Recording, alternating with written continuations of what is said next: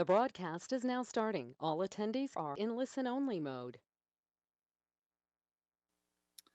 Welcome to the America 250 Tourism Promotion Listening Session. I am Frank Giordano, the Executive Director of the United States Semiquincentennial Commission. It is my honor and privilege to welcome you to this important conversation. The Commission envisions America 250 as the largest and most inclusive celebration and commemoration in our nation's history, with the potential to inspire the American spirit, engage nearly 350 million Americans and many more friends of America from around the world, produce more than 100,000 programs, attract billions in resources, and build to a peak in 2026. America 250's purpose statement provides inspiration and direction for this big opportunity. This purpose, along with other elements of the Commission's visionary framework, emerged with remarkable consistency from the Commission's strategic planning process that was strongly validated by a stratified survey of more than 5,000 Americans. Inspiring the American spirit captures the purpose of America 250 in a nutshell. Embracing that spirit within all Americans and each American signals our commitment to be broadly inclusive of our nation's many diverse communities and to have a deep impact on individuals. America's spirit is grounded in its founding principles that are the bedrock of our nation and this 250th anniversary. America 250 aims to provide inspiration for our continuing journey to align the American experience with the promise of those principles to form a more perfect union that secures liberty and justice for all. The Commission believes America is on an extraordinary journey, well worth celebrating and commemorating, and it invites your ideas and active participation. At the core of the America 250 vision are three themes or goals: educate, engage, and unite, which, if achieved, will contribute to the fulfillment of America 250's purpose. Represented here by the questions that conclude the description of each theme, they are perhaps best understood as prompts for participation to spark creative expression in the tens of thousands of programs. Today, we are going to explore how we can maximize the tourism potential of America 250 while engaging all Americans, each American, and friends of America with the celebration's vision. Our hour will go quickly. After my brief welcome, Brian Martin from the America 250 Foundation staff will briefly introduce the Commission's emerging approach as it pertains to tourism. We will spend most of our time in a conversation with a distinguished panel drawn from a cross-section of tourism officials and industry leaders. This will be facilitated by Tony Rucci, the president of the America 250 Foundation. Thank you for participating in today's listening session. We look forward to your questions, insight, and feedback. Hi, I'm Brian Martin, Director of Program Coordination and Outreach for the America 250 Foundation. Understanding a few operational details will help you have the best webinar experience possible this afternoon. The panelists will be seen and heard by everyone. Registered attendees cannot share their camera or audio, but we encourage your questions, comments, and feedback through the question box in the control panel. Our moderator will monitor this feedback throughout the session. One or two attendee questions will be elevated into the live conversation, but all will be addressed and shared with all attendees and panelists afterward. We encourage you to view and download the handouts, which include pictures and brief biographies of the panelists to help you follow who is speaking, a page of technical tips for attendees, and a copy of this slide deck. Please note that this session is being recorded and may be released. Now, in addition to the purpose and themes Frank just mentioned, the Commission developed 4 guidelines to clarify the scope of America 250. We think those promoting tourism will find these guidelines present a wide range of opportunity. Expanded potential for heritage tourism will spring from a commemoration that encompasses our entire history. America 250 will inspire a surge in exploration of the myriad stories that, woven together, create the rich tapestry of America. Many of these threads represent prospects that can help revive segments of our tourism and cultural economies. Geographically, the scope of America 250 includes the entire United States, its territories, the Native American nations within its borders, and nations around the globe. Right now, the industry sees hopeful signs in the domestic market. But as we get closer to 2026, people from around the world will be coming in search of America 250 experiences, sometimes packaged with other experiences like a little thing called the World Cup. America 250 is not just a moment 6 years in the future. Rather, it is a commemorative season that has already begun and will run through 2027 and in some states beyond. Getting involved early may expand your window for market engagement. Through America 250, people will certainly look back to explore our past, but they will also celebrate our common bonds and cultural diversity in the present through tens of thousands of events and programs, drawing communities together and attracting visitors from far and wide. America 250 will also inspire hope for our future and encourage many, especially families and young people, to go experience America for themselves. Now, to realize this vision, the Commission intends to facilitate a largely decentralized celebration that is of, by, and for the people. The Commission will develop national signature programs and support national partnership programs, pictured in the dark blue arrows, resulting in hundreds of large-scale national and regional activations that will drive tourism demand. But the vast majority of programs will grow out of grassroots ideas and be administered through the 4 jurisdictional frameworks represented in the light blue arrows. Over the next 6 years, many people will discover more than 100,000 programs through the Commission's Information Clearinghouse, an anticipated source of public information that may also feed into tourism promotion efforts. America 250 is unlike any other commemoration in our experience in terms of vision, scope, scale, and yes, schedule. That is why we're having this conversation now, when there is time to plan, secure investment, and build out the necessary infrastructure. Note that we anticipate overlapping phases of activity set against a backdrop of crescendo, culmination, followed by a natural decline, with some programming continuing beyond 2027. Tourism leaders with extensive commemorative experience and deep market intelligence may help the Commission and the Foundation to influence this crescendo of activity, minimize commemoration fatigue, and maximize America 250's legacy for both the nation and the industry. Like the tourism industry in most jurisdictions, America 250 is a public-private enterprise with leadership and direction coming from the Federal Commission and operational reach and flexibility coming from the nonprofit foundation. Together, these 2 entities will coordinate resources flowing from both public and private sources. But this flow will be only a fraction of the billions likely to be invested in connection with America 250. With innovative planning and effective collaboration, the tourism industry can secure a portion of that total economic investment as it rebuilds and perhaps reimagines itself.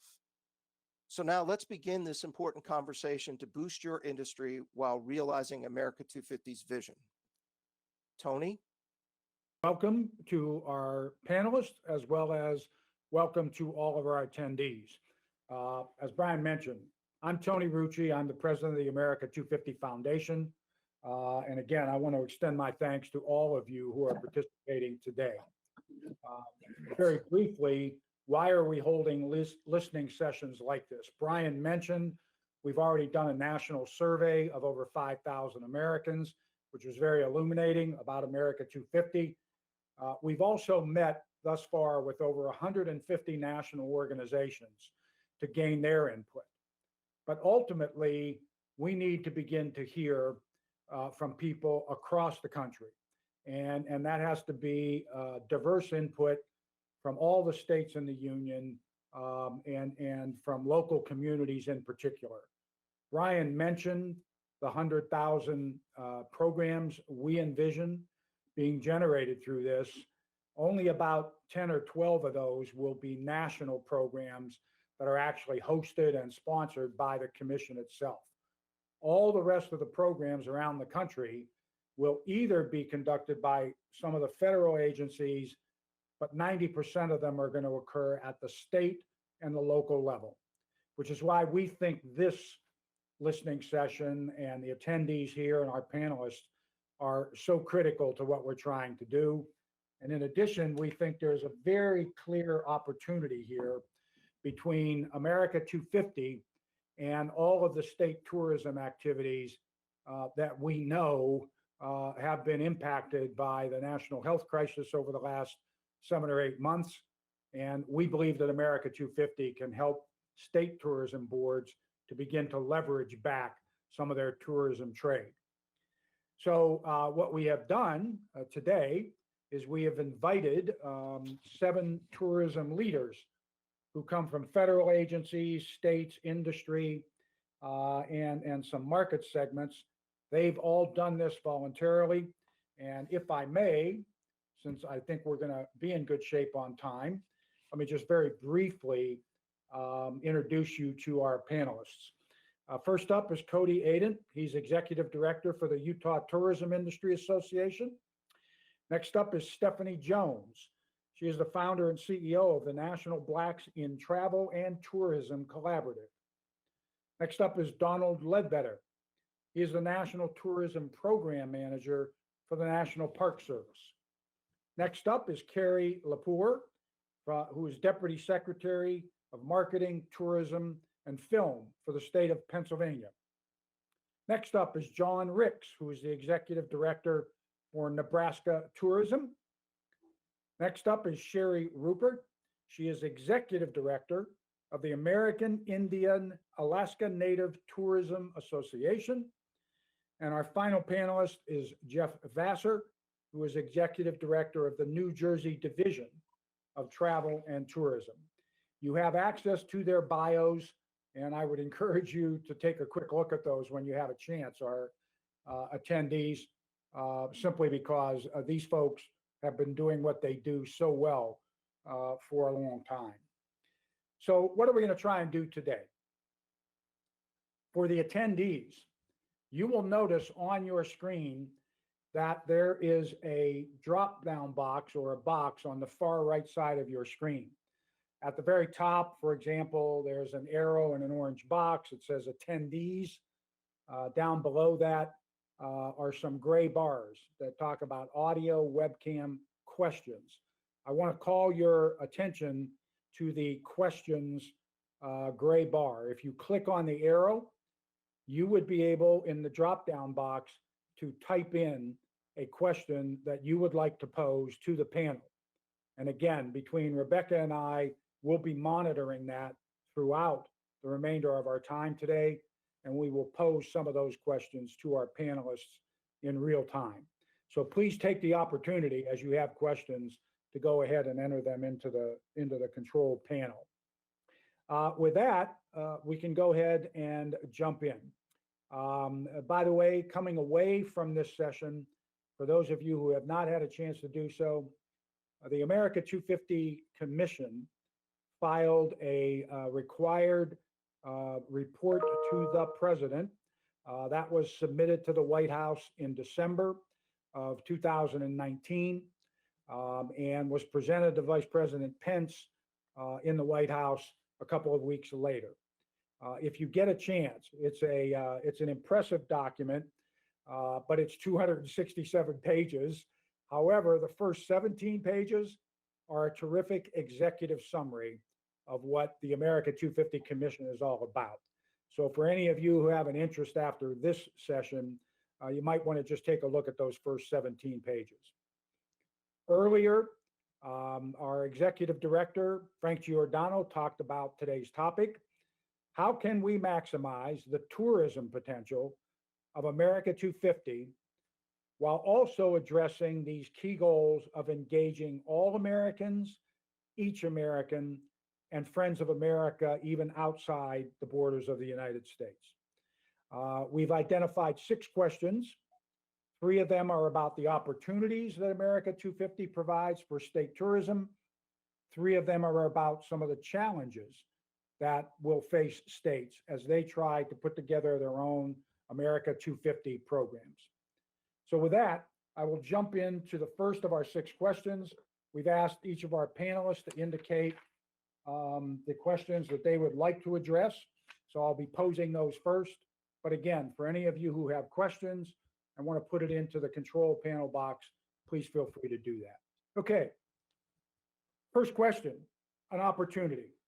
So what do you view are the tourism market segments within your state that could benefit the most by leveraging a relationship with America 250? And what do you think are the 1 or 2 ways that the National Commission can help you reach those market segments in your state? Can I go to Cody first? Yeah, so I'm Cody Aden, Executive Director of the Utah Tourism Industry Association. Super lucky here in Utah that we've got our Mighty 5, which for those of you that don't know, are 5 national parks throughout the state of Utah. And we also have a handful of a bunch of amazing state parks as well that if we were in any other state, I live in St. George, and we've got Snow Canyon State Park here, and I'm pretty confident in any other state in the United States, that'd be a national park too. So we've got an incredible outdoor area. And with COVID and all the complications we've seen from that, a lot of people are flocking to our national parks. And I think that's a favorite American pastime. And I think something that should be really incorporated into America 250 and something that I think all families love to do. And especially with the uncertainty of what our future looks like, we know that outside events where you can have your social distance or something that people are really looking forward to embracing in a big way.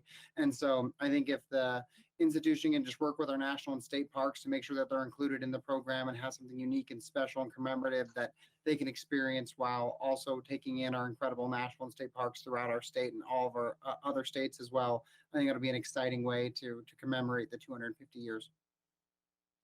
Excellent. I should mention that as part of the national parks, the commission, initially the secretariat for the commission was the American Battlefield Trust. And so they clearly have an interest in national parks around the country and spaces. Secondly, we have established 8 task forces between now and early next year to help us in the planning of some of these national signature programs. And by the way, for some of you who were around for the bicentennial in 1976, will remember the tall ships as one of the big national signature programs. We have a task force that is exclusively devoted to national parks, spaces, places, and monuments. And that group is going to be coming up with recommendations for national signature programs.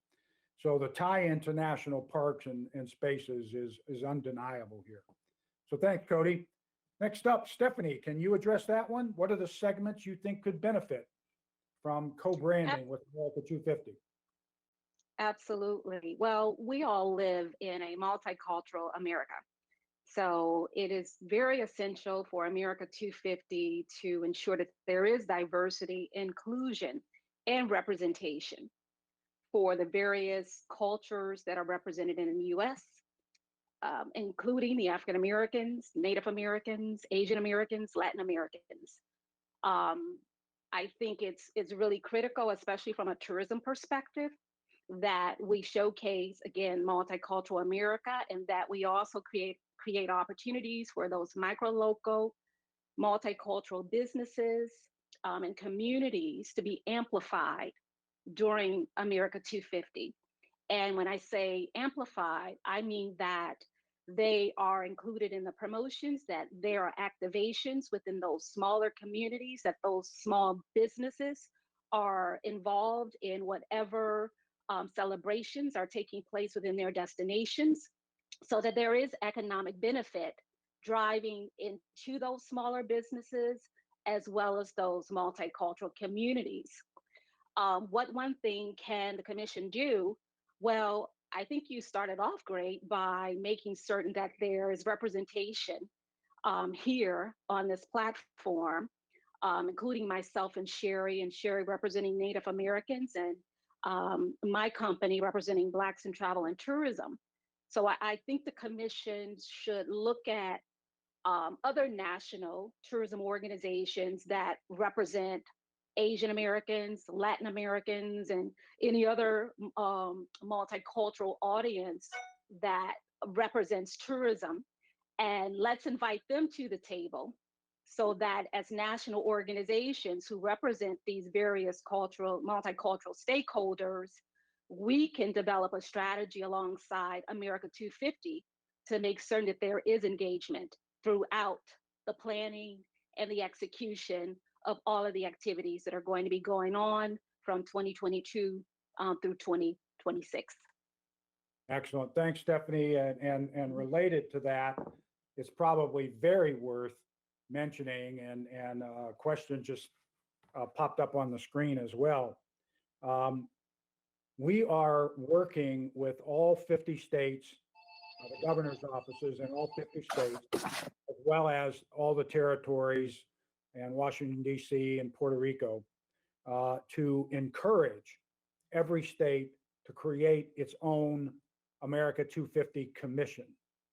And part of the way that the National Commission can support your efforts at the state level is we do have a branding toolkit that will be available for every state and every territory, so that you would be able to have a very clear use of the logo and the word mark within each state. Of course, we'd reach an agreement with each state commission as to how they were going to use that logo and word mark.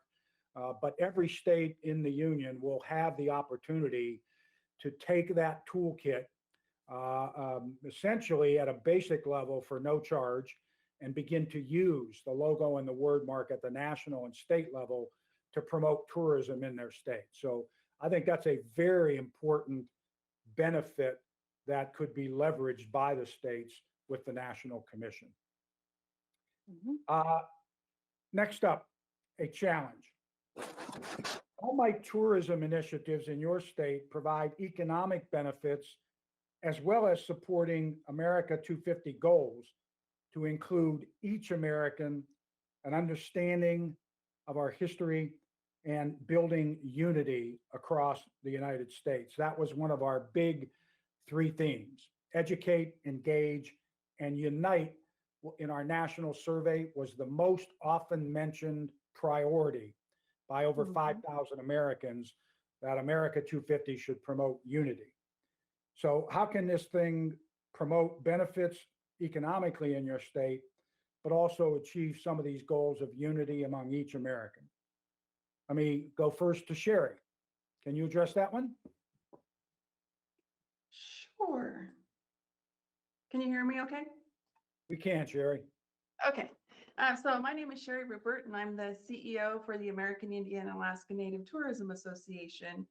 And I actually see this as an opportunity rather than a challenge. Celebrating the formation of a union is a good time to celebrate all the history that led up to our formation. In the Commission's report to the President, it's noted that the tribes were an afterthought in the bicentennial celebration. So I'm pleased to see that this Commission has explicitly included the tribes in their document. But there wasn't an idea or one idea of an exemplar program listed, which tells me that there needs to be more outreach and education on all sides. At the very least, there is Native American Heritage Month and the Indigenous Peoples Day, formerly Columbus Day, that could be listed.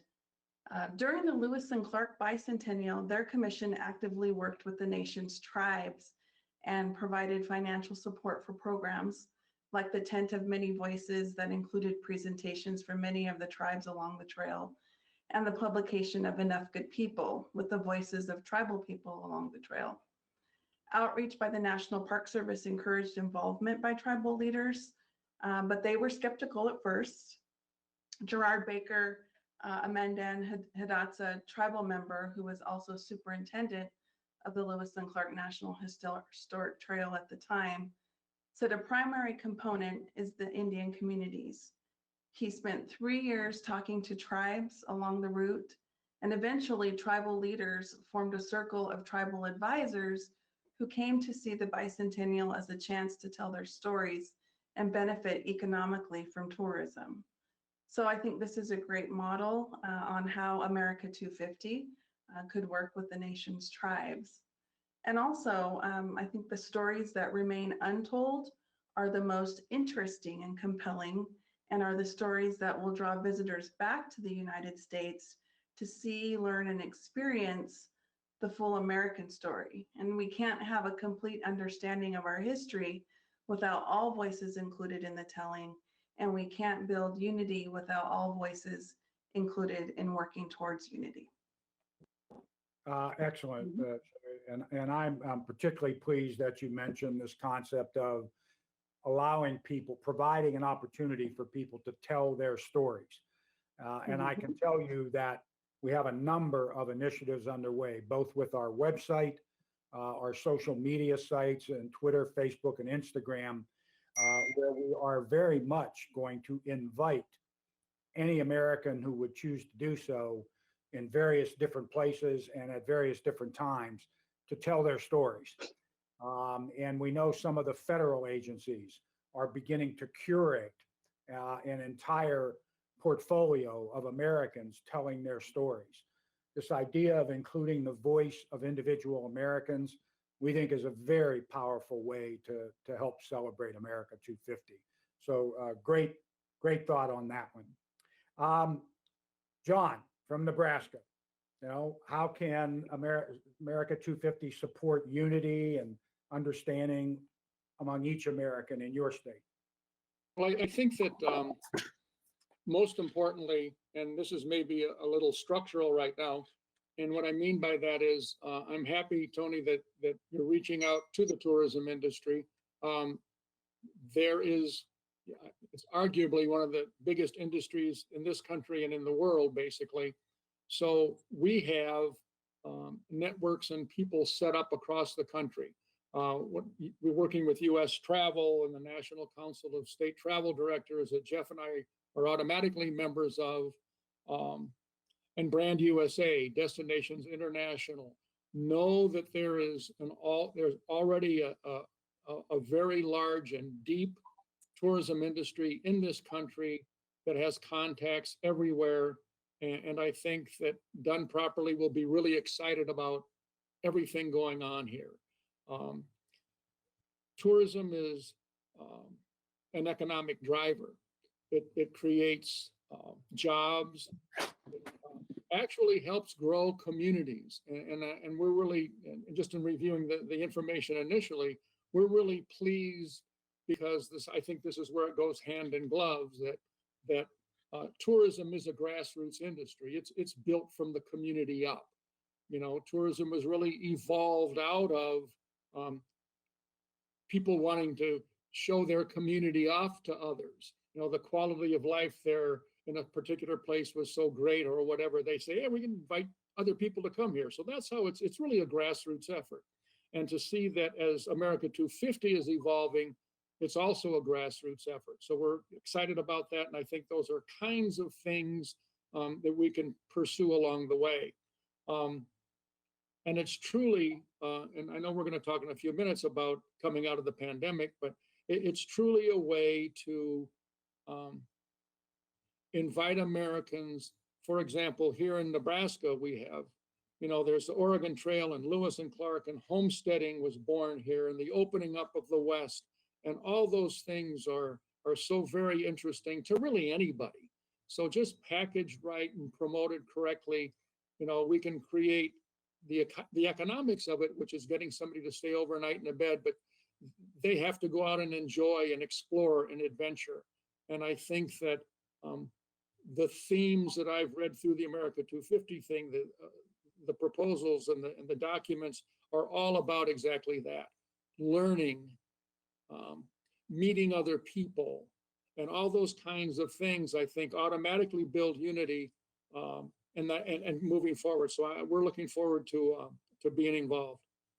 Terrific. Thank you, John. And if I can turn again to Stephanie, your thoughts about how we engage unity in the American 50 efforts. Absolutely. Well, for one thing, there is no American history without Black history. Black history is everywhere. And I say that because this is a tremendous opportunity for people within the US as well as inbound travelers who may be coming to the US during America 250 to learn more about the rich history and culture of our country. There are, again, small businesses, Black and brown tour operators who are the keepers of these stories, Black history within their communities. Something else that as an industry, we're just now starting to focus on, and that's cultural heritage tourism. Cultural heritage tourism is one of the fastest growing segments of the travel industry. And we're working, with Brand USA, who's going to be developing a multicultural heritage tourism platform to amplify those micro local businesses and tour operators throughout the US to be able to access locals and visitors and to share the Black history in all destinations. And so one of the things that my organization is doing is working with different destinations to help them be able to tap into their local stakeholders. Again, those local tourism related businesses, restaurants, art galleries, Black museums, and again, those small tour operators, again, who are the keepers of the stories, of the history within their communities. This will be a tremendous opportunity and maybe even game changing for them to be able to amplify so that they're able to be the host, for destinations and for inbound travelers who are coming into the US wanting to learn more about the rich cultural heritage within destinations throughout the US. And so I'm looking forward to working with America 250 to make certain that those small tour operators and Black museums are able to be positioned to tell those stories. Terrific, terrific. By the way, a couple of questions have popped up on the screen that I think are related to this. When we talk about engaging each American, one of the questions that got submitted is, are we planning any youth initiatives? Absolutely. Mhm. I'm always struck by the fact that the youth who will be eligible to vote for the first time in their lives in 2026 are today 12 years old. And our ability to begin to tap into that 12-year-old middle school group to impress on them the importance of voting and civic engagement, very critical. And to directly answer the question, yes, one of our 8 task forces is a task force on youth engagement. And that will have 15 members on it to think about how we can engage younger people in the United States in this whole debate. Came up is how will the debate around slavery and its impact over our history be treated? I think Frank might have in his introduction mentioned our core purpose. Remember, it ended with on our continuing journey to a more perfect union. We mentioned the 5,000 people we surveyed. We mentioned the 140, 50 groups we've met with. A clear signal we heard was, look, great, it's a celebration. We have lots of things to be proud of as a country. But the one thing America 250 should not do is overlook or not acknowledge or gloss over those periods in our history where we have not lived up to our core values. And so we very explicitly are taking an approach that says, what can we learn by acknowledging those periods in our history where we have not lived up to our core values? So those were 2 great questions that came from the attendees. back to an opportunity. In what ways might early America 250 programming and planning support the resumption of travel and tourism as we get beyond the pandemic over the next several years? Let me start out on this one with Jeff Vassar. Thanks, Tony. Well, what we find, and I think our research isn't much different from anybody else's, is that there is pent-up demand for people to travel. And people want to get out, and they want to get out of their homes. And to the degree that America 250 can provide us with another tool in our toolkit to get people out, to get a hook to bring people in, the better it's going to be for all of us. Additionally, I think what everybody is finding is that the quicker recovery is going to be coming from the drive market. And people are going to be, in the initial stages, reluctant to jump on an airplane, but maybe not so much to get in a car with their family and drive to a variety of sites. In New Jersey, that helps us because we are primarily a drive market. Our heritage tourism sites are easy to drive to. They can be walked through, they can be bicycled through. So we're finding that this is certainly going to lead us through a much quicker recovery through the drive market. There's some ancillary benefits too, Tony, and that is the earlier that America 250 gets out with this and starts its promotion, one, it will help us with our fundraising. We don't want to wait until the last minute to start, getting corporate support and foundation support. It's also going to help us diversify our visitor base. We want to grow the heritage tourism community. We want heritage tourism to be as iconic as the Jersey Shore, if you will. I think everybody knows the Jersey Shore has heard of it, but people may not realize how much heritage tourism is part of New Jersey, and we have 150 Rev War sites in the state. So we certainly want to start appealing to the drive market, and to the degree that you guys can help us by getting out early, it's going to help us fundraising, it's going to help diversify our visitor base, and it's also going to help us work out the bugs, if you will, in our marketing, our visitor readiness, and to make sure that our folks are working together. So there's a lot we can do by getting out early. And I love the reference to the drive market, and I'll come back to that in a minute. Carrie from Pennsylvania, can I ask you to address this topic of how can consumption of travel be supported by America 250? Absolutely. Thank you so much, Tony. First, I do have to give a hello to Cassandra Coleman, who is the Executive Director of the America 250 PA Commission. She's on the call today. She is a fantastic friend and leader, and we are so proud that Pennsylvania is one of 8 states to already have our America 250 Commission set up, running, and it has been run brilliantly under Cassandra's leadership. So thank you for everything you're doing, Cassandra. And again, thank you, Tony. I also want to give a quick shout out to our friends from the U.S. Travel Association who are on the call right now as well, who have just been doing a brilliant job of leading this industry through the current crisis.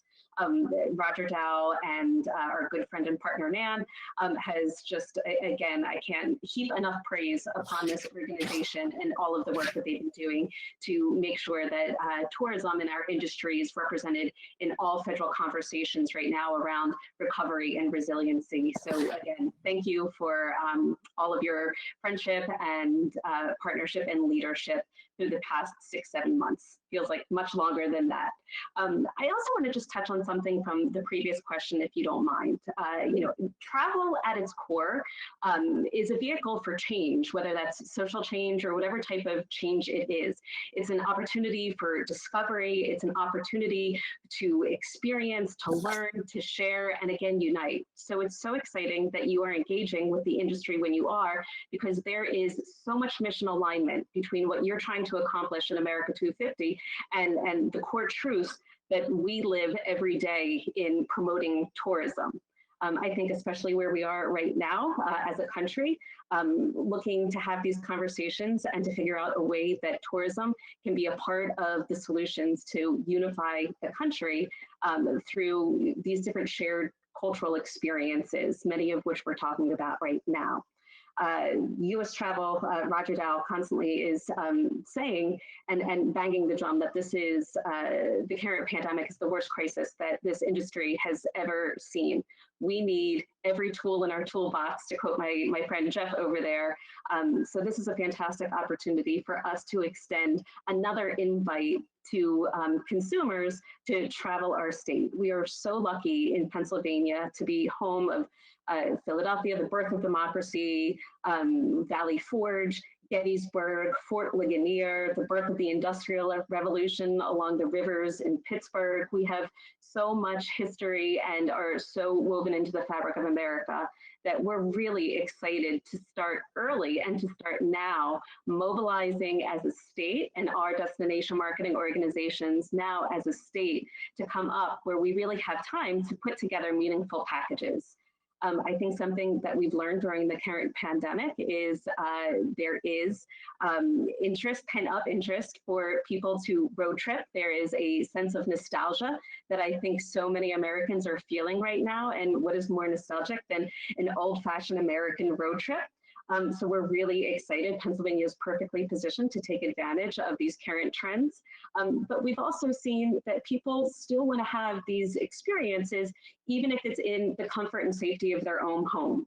So, you know, being able to share virtual experiences now, being able to have the opportunity, the gift of time, which doesn't happen very often, to start putting together listicles of the best museums to experience American history, and then start to do some virtual tours if that's where people's comfort level is now, but to start to plant those seeds that something big is happening in the next few years, and to tease it out and to try to, you know, milk this window that we have as much as we can.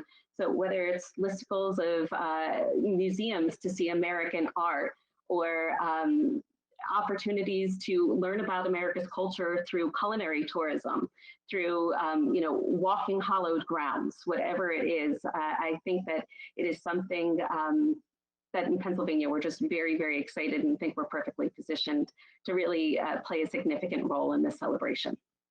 Terrific. All great ideas. Thank you very much, Carrie. Jump to the next question. It's one of the challenges.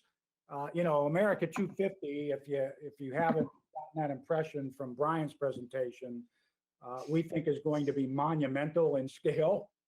We think it will be the largest peacetime celebration in the history of the country. And because it's so monumental, we don't have a lot of experience doing it, and we only do it every 50 years. Let me ask a couple of you, from your experiences with other celebrations in your state, tourism campaigns, commemorations in your respective states, are there some lessons you've learned that you know, could help to promote a better turnout and better engagement as we move forward with America 250? And I'd like to go to Donald Ledbetter from National Park Service. Sure. Yeah, thank you, Tony. Well, in preparation for this question, a couple of things did come to mind that I know are on your radar already, but it's good to talk broadly with the community and kind of emphasize. I was lucky enough to be a part of the National Park Service's Centennial Commemoration, which took place in 2016. And I worked in that office and on those programs. And two things that came to mind right away when thinking about America 250 was the point you made about easy access to the branding elements of the commemoration. It's just so vital in uniting the many programs and events and initiatives under that big tent. And I know during the Centennial, we wrestled with questions about the not competing, but about the different needs we had for applying that branding and those logos, from open source application to merchandise and souvenirs, to maybe various sponsorship opportunities, and how you manage the value of those things and those kinds of relationships. And finding that balance is critical and very challenging. And so I know it's very much on your radar. You know, personally, I found tremendous value in moving as close to a Big Ten approach as possible. You know, it really meant a lot for that. All stakeholders and participants across the country, the greater ease they had in applying those assets, you know, the more buy-in and participation and unity, you know, was kind of brought to the commemoration. And then the second point I thought of as well, and I was so glad when you mentioned it earlier, was the importance of the crescendo to July 4th, 2026, because what we found was the day after the Park Service's Centennial, the visibility of it pretty quickly started to decline, maybe even a little more so than we expected. Now, there was an election in 2016 that people might remember, and that started to take some of the visibility and oxygen in the room. But I couldn't agree with your point more, and I'm so glad you've made it. Using that ramp, that on ramp, that long crescendo is going to be so key, and most of your key activities are going to be, in that building up crescendo time period. Absolutely. And we'll come back to that in just a second. Let me go back to Carrie and just ask you, Carrie, based on your prior experience with celebrations, commemorations, programs, and events, what lessons do you think apply to America 250 in Pennsylvania? Well, I have to once again bring up U.S. Travel. They recently launched their Let's Go There campaign and made it so turnkey and so easy for every destination marketing organization to be able to do plug and play. I mean, they spoon fed us a campaign, and I think that is so key, is being able to work with the tourism industry to find out exactly what the needs are, but then be able to give them something, toolkits, exactly what Don was just saying, but to make it as easy as possible for broad adoption. And I think that's what we're going for right now, is that broad adoption. Excellent. One of the things I would mention related to that, this branding toolkit that I referenced earlier, once we begin to distribute that as we work with these state commissions, I think you're going to like it very much. It is a very attractive wordmark logo. We are already doing some early testing of merchandise, t-shirts, hats with the logos on them. Very attractive stuff, and they can be customized to each of your states once we get that agreement with you at the state level. So Tony, if I could just, I'm so sorry.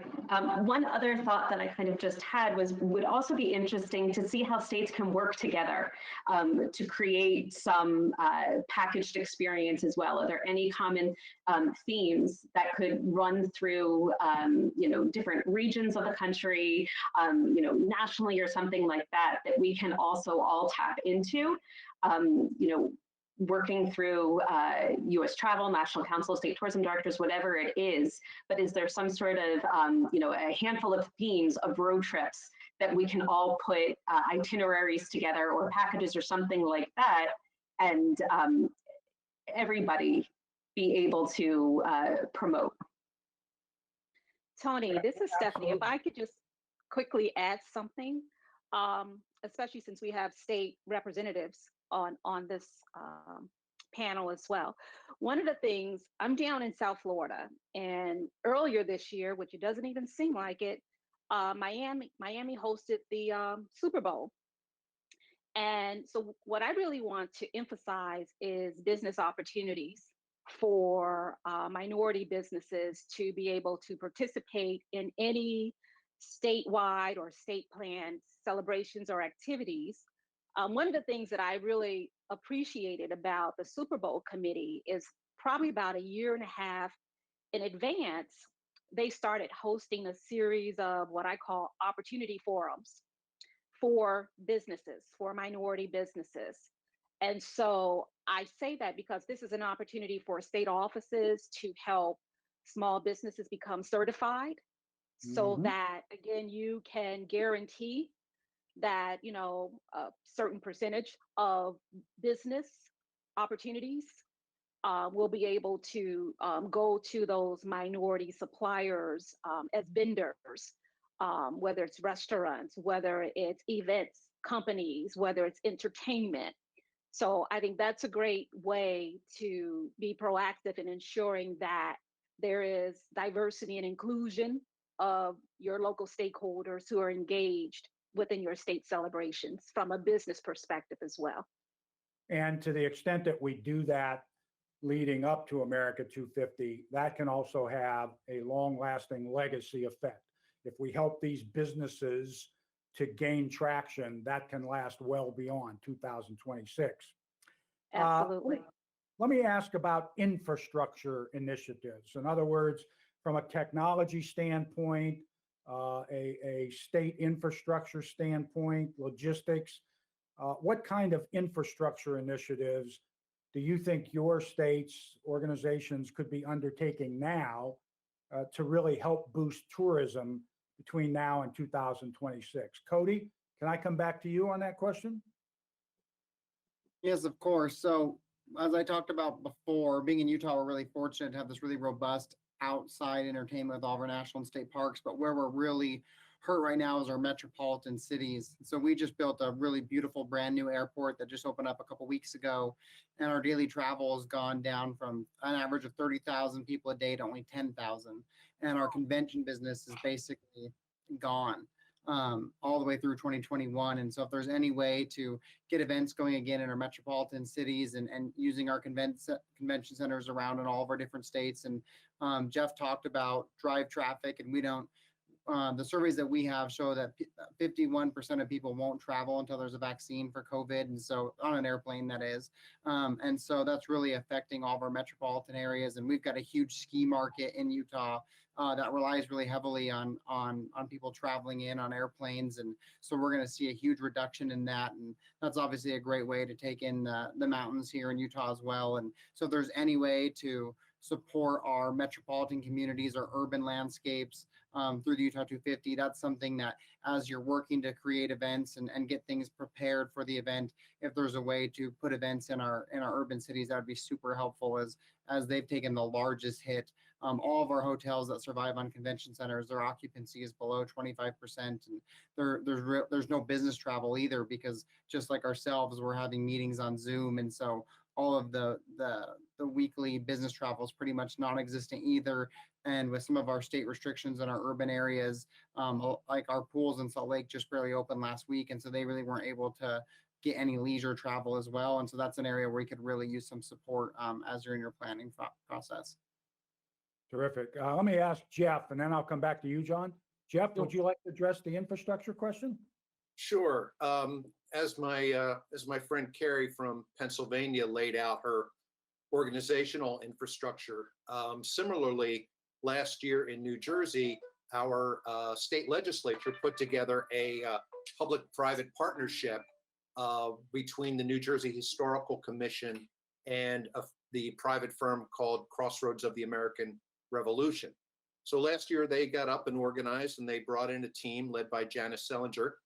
And one of the first things that they did was engaged a team of consultants to look at the visitor readiness of all of our RevWar tourism assets. So they went through a list of, as I mentioned earlier, 150 sites, and really looked at, their visitor readiness from the point of view of physical structure. Do they have restrooms? Are they ADA compliant? Bus parking, things like that. Are they ready to go? Also looked at, how's their customer service strategy? How are their people trained? Are they able to meet all of the needs of the folks coming in? So that was a big part of what they got going. And if I have to find any good thing that happened in 2020, it was that report was issued earlier this year. So it was a good way to look at the hub and spoke opportunity, if you will, of which of these Revolutionary War sites or American Revolution sites would be kind of the spoke and the hub, and basically work with our DMOs to create tour packages, to create partnerships. The earlier we get going on these partnerships, the better it's going to be, because we want to make sure that they include hotels and restaurants and shopping opportunities so that people are going to stay in their destinations longer. But it was a great part to really look at, are these folks ready to go? And basically, tell the king that he doesn't have any clothes, if you will, that you need to up your game, if you will, to a lot of our destinations, because we know we want to be ready. And what we're doing is at the tourism office is creating itineraries, working with the consulting team to improve the customer service. And what Crossroads is doing, right now is working on doing an app. And of course, fundraising. That's one of their biggest things. And finally, I'd like to accept Carrie's challenge about, two states working together. And I might invite her to cross the Delaware and come visit me from Pennsylvania into New Jersey. Outstanding. It's a date, Jeff. All right. Thank you. John, can I give you a minute? And because then we're going to close out on time today. John? Yeah, I just think I'm going to pick up on what Cody said. When we were talking the other day, I actually thought that looking to 2020, 26 was way in the future, because the tourism industry right now has such significant challenges facing it today because of the pandemic. And I think people have to continue to understand that context.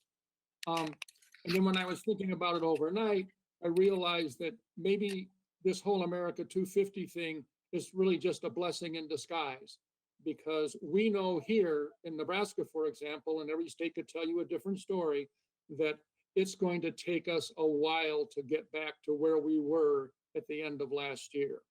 Yes. So gradually building ideas and connections and programs, for example, through America 250, and at the same time, understanding that we still have to balance that out with consumer sentiment. And Cody did mention about, 50% of the people still aren't even interested in traveling now. And as you mentioned the vaccine, whenever that happens, you have to understand that people aren't going to be influenced or as influenced by marketing, because this is all a very personal decision, whether I feel comfortable and safe enough to go somewhere. So I think those themes and whatever we do have to be woven throughout this. But now I look at this as a great opportunity, because it's going to really feed us coming through and out of the pandemic to build back where we were. And maybe the last 2 years can just be a celebration that we're all back again. And You tied bet. to the That's great. That's great. I want to address one last question to Dawn, and then give Sherry an opportunity for any final comments. Dawn, you represent a national organization, the National Park Service. Can you talk about the international tourism opportunity that America 250 might represent? Sure, I'll try to be brief. I mean, I know everyone here and everyone on the phone probably knows about the massive plummet in international arrivals that we've seen because of coronavirus, and it's going to be a long time in the recovery from that. So I'll just say that as far as the National Park Service is concerned, we know that parks and public lands are vitally important motivators for international travel to the United States. And I have no doubt that the layer of America 250 commemorations and activities and collaborations and events that we all do together, that will just be an even greater incentive to those particular target markets and market segments and international visitors. So I know that'll be a component for motivating their visitation back to the United States. That's great. By the way, the State Department is one of our ex officio agencies as part of the commission, and we are working with the State Department to attract hopefully over 100 countries who will help celebrate with us. Sherry, let me give you a minute for any final comments or thoughts you have as a result of the discussion today. Sure. I just want to thank everybody for their time today and for inviting our organization to participate. We see this as an opportunity as the first Americans of this country to be able to share our history and welcome everybody, back to our country. It's also an opportunity to look at tourism more broadly. The pandemic is revealing how little we invest in the small. And if we use these opportunities to invest in small businesses, organizations, and our tribal nations, we have an opportunity to lift up areas that have not traditionally received support. So I think this is going to be very important, and I appreciate all of your comments today. Terrific. Thank you, Sherry, very much. Thank you to our panel. Can we put the final slide up there, Ash, and we'll close out right on time. What's next? We're going to use what we've heard here to shape our planning and engage others. Some of you asked questions in the chat box that we did not get to. We will be answering those questions and posting them. We encourage you to plan now, start planning now to participate in America 250 and let us know how we can help as a national commission. You can share any additional feedback at listen@america250.org. And of course, our main website is america250.org. And you can learn a lot more, including that report to the president. So again, let me thank all of our panelists and our attendees for tuning in today. Thank you all. Be well, be safe. Have a good evening.